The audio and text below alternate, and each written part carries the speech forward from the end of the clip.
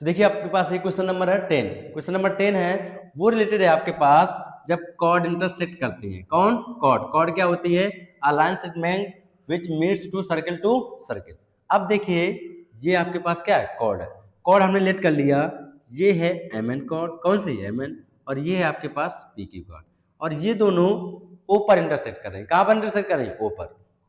इसमें रिलेशन क्या आता है? रिलेशन आता है M into O N equal to O Q into O P. इसका मतलब क्या हुआ? देखिए जब भी दो किसी भी सर्किल की कॉर्ड इंटरसेक्ट करती हैं तो इंटरसेक्टेड पार्ट्स जो होते हैं, ये पार्ट और इस पार्ट का मल्टीप्लाई इस पार्ट और इस पार्ट के मल्टीप्लाई के इक्वल होता है। ठीक है, अब आप कहेंगे ये पहले लिखेंगे, ये तो कोई प्रॉब्लम ही नहीं भाई, इन दोनों का प्रोडक्ट है। अब हम लोग 2 इंटू 3 लिखे या 3 इंटू 2 लिखे, एक ही बात है। लेकिन ध्यान रहे एक पूरी जो कॉर्ड है उसके दोनों पार्टों का मल्टीप्लाई इक्वल टू ये और इसका मल्टीप्लाई। ठीक है, अब इसी का यूज हम लोग इस क्वेश्चन में करेंगे। तो देखिए क्वेश्चन क्या कह रहा है? O is the point of intersection of two chords AB and CD. AB आपको कॉर्ड ये दिख रही है, CD कॉर्ड ये है, of a circle if angle BOC। Angle कौन सा लिखा है? BOC इक्वल टू दिया है 80 डिग्री। कितना दिया है? 80 डिग्री। ठीक, और क्या कह रहा है? AO equal to OD। क्या कह रहा है? AO equal to OD।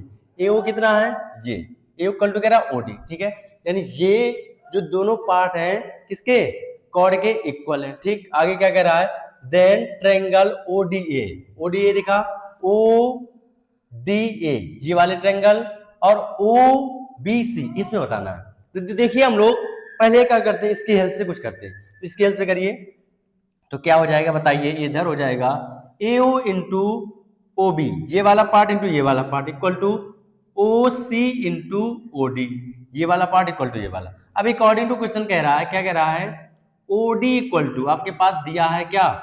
OA, यानी हम लोग OA की जगह क्या पुट कर सकते हैं? OD। तो पुट कर दीजिए, तो OD into OB equal to आ जाएगा OC इंटू OD। OD ने OD को मार दिया तो क्या आ जाएगा? OB equal to OC। यानी आपके पास ये वाली साइड और ये वाली साइड इक्वल हो गई। क्लियर हो गए? अब यदि किसी ट्रेंगल की टू साइड्स इक्वल हो जाए वो ट्रेंगल हो जाता है आइसोसेलेस ट्रेंगल। कौन सा ट्रेंगल? आइसोसेलेस। आइसोसेलेस ट्रेंगल क्या होता है? ऐसा ट्रेंगल जिसकी टू साइड्स इक्वल हो। देखिए ये दो साइड्स इक्वल है और इसकी दोनों, यानी हम लोग कह सकते हैं कि आपके पास जो ऑप्शन आने वाला आइसोसेलेस आइसोसेलेस। क्लियर हो गया? यानी बी आएगा या तो सी आएगा। कौन सा आएगा? या तो बी ऑप्शन आएगा या तो सी। अब देखिए हम लोग समझते हैं बी आएगा, सिमिलर आने वाला है या नॉट सिमिलर आने वाला है। कौन सा आएगा? या तो सिमिलर आने वाला है या तो नॉट सिमिलर। तो देखिए सिमिलर कैसे आएगा, नॉट सिमिलर कैसे आएगा, ध्यान से समझिएगा। अब देखो हमको क्या प्रूव करना है? क्या प्रूव करना है? सिमिलर है या नॉट सिमिलर। जल्दी से ध्यान समझिए, इसको इरेज कर देना। इसको हम लोग क्या करते हैं? इरेज करते हैं। और देखिए क्या होने वाला है। आप जल्दी से क्वेश्चन ले लीजिए, जल्दी मतलब क्या है? अरे भाई एग्जाम आ गया है। सी ओ ट्रेंगल है COB एंड आपने ट्रेंगल ले लिया कौन सा? OAD। ठीक है, लेकिन इस लेने से पहले हम लोग कुछ इंपॉर्टेंट चीज बताते हैं। ठीक है, हम लोग अच्छा यहाँ पर देखिए आपको एंगल कौन सा, अच्छा इसमें लिख दें COB दिखा, COB में क्या हो जाएगा? Angle COB equal to angle बोलो AOD। कौन सा? AOD। ये कैसा है? Vertically opposite angle. कौन सा है? Vertically opposite angle. ठीक, अब देखिए हम लोग इसमें लिख सकते हैं, क्या लिख सकते हैं, ध्यान समझिएगा। किसी भी ट्रेंगल के इन दोनों एंगल का सम इस एक्सटर्नल एंगल के इक्वल होता है। यही थ्योरम हमको यूज करनी है। ठीक है, क्या होता है? किसी भी ट्रेंगल के टू इंटीरियर एंगल का सम एक्सटर्नल एंगल के इक्वल होता है। तो देखिए यहां पर हम लोग लिख सकते हैं ये वाला जो एंगल दिख रहा है AOC, तो एंगल AOC इक्वल टू लिख सकते हैं हम लोग एंगल कौन सा? ये वाला OAD। Angle OAD plus angle कौन सा आ जाएगा? ये वाला ADO। Angle ADO। क्लियर हो गया? अब देखिए AOC की जगह हम लोग ये भी तो लिख सकते हैं, इन दोनों का सम भी तो हो जाएगा, इसका और इसका। यानी फिर से लिख सकते हैं एंगल AOC इक्वल टू कितना हो जाएगा? बोलिए। एंगल क्या लिख दें? OCB। कितना हो जाएगा? OCB प्लस एंगल कितना हो जाएगा?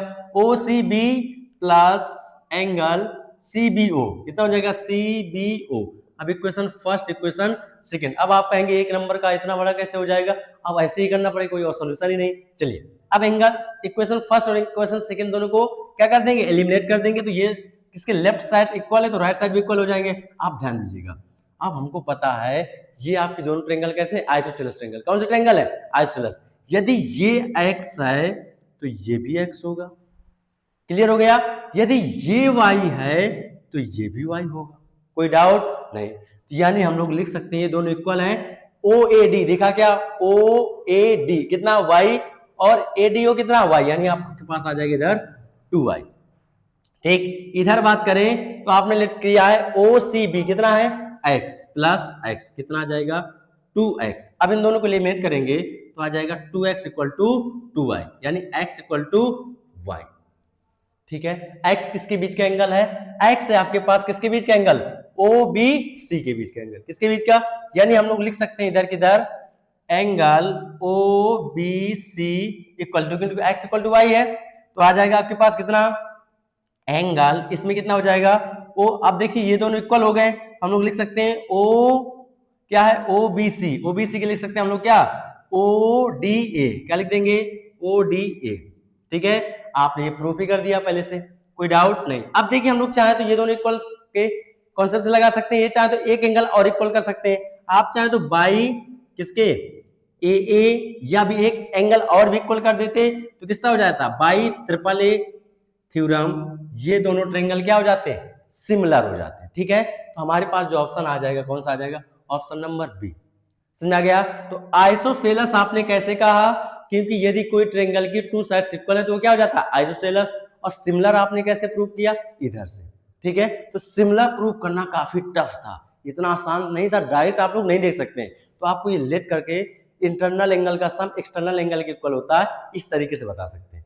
लेकिन हालत खराब हो जाएगी, एक नंबर का क्वेश्चन इस तरीके से सॉल्व करोगे, क्या करें, टॉपर बनना है तो एक नंबर से ही टॉपर बनता है, 5 नंबर वाले सब कर लेते हैं। ठीक है, थैंक यू मित्र।